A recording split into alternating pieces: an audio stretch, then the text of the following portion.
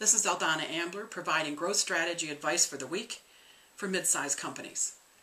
Today I want to talk about the risks of having virtual growth become a goal. There's some real dangers attached to it.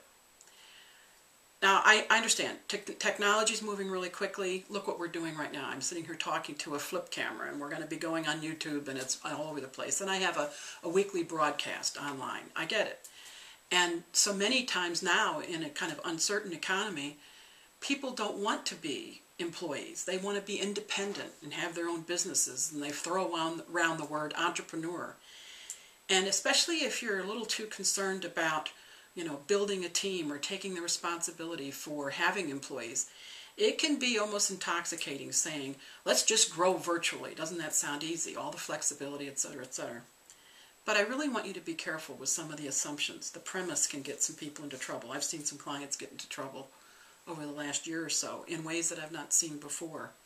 Take, for example, if you have a lot of marketing vendors, and there's some really good people out there that do great work, but if they're totally virtual, if you don't have your own internal marketing department, and you have it all virtually done, your vendors aren't going to be motivated to tell you when they can't manage their business and they're trying to get behind, and they're getting behind.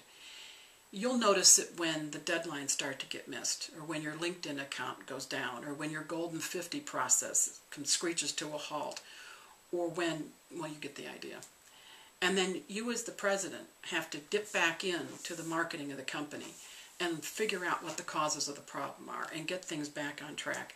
I'm seeing more presidents of companies spending too much time looking for new vendors, trying to get things back on track and not doing their job, all in the name of they want to keep it virtual.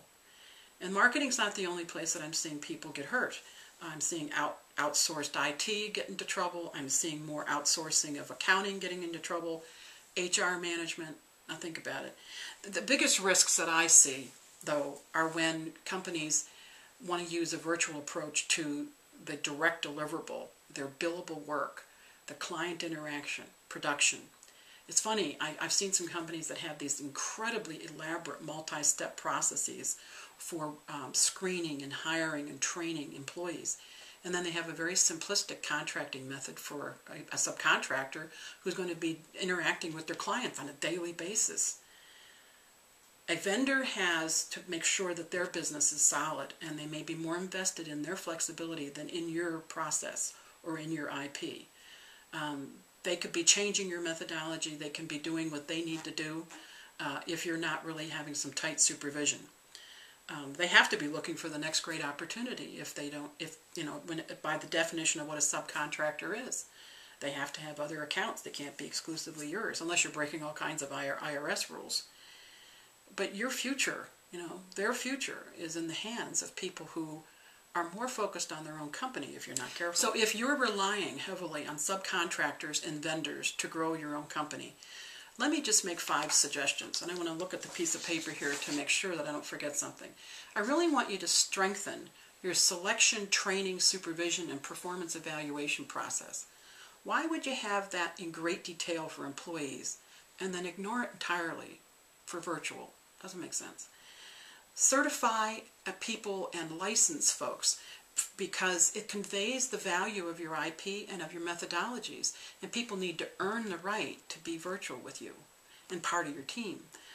Hire a manager who has sourcing, purchasing, and contract administration background because I grew my consulting company to 126 full-time and 26 consultants and 26 support.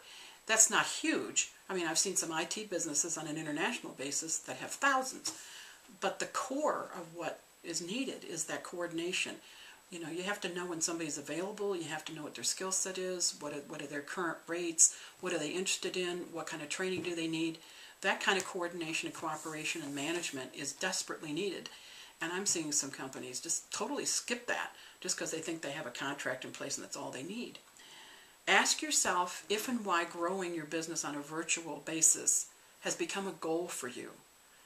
Is it because the technology is telling you that and your clients are wanting that, or are you just avoiding the responsibility of learning how to grow a team? Are you really just avoiding having employees? And if that's such a problem for you, can't you learn how to hire somebody who understands how to take care of employees and grow a team? And I'd like you to review your approach to team building as a business. I have seen some people that are relying on virtual and it's becoming a goal. Please revisit that if growing virtually has become the goal instead of the tool.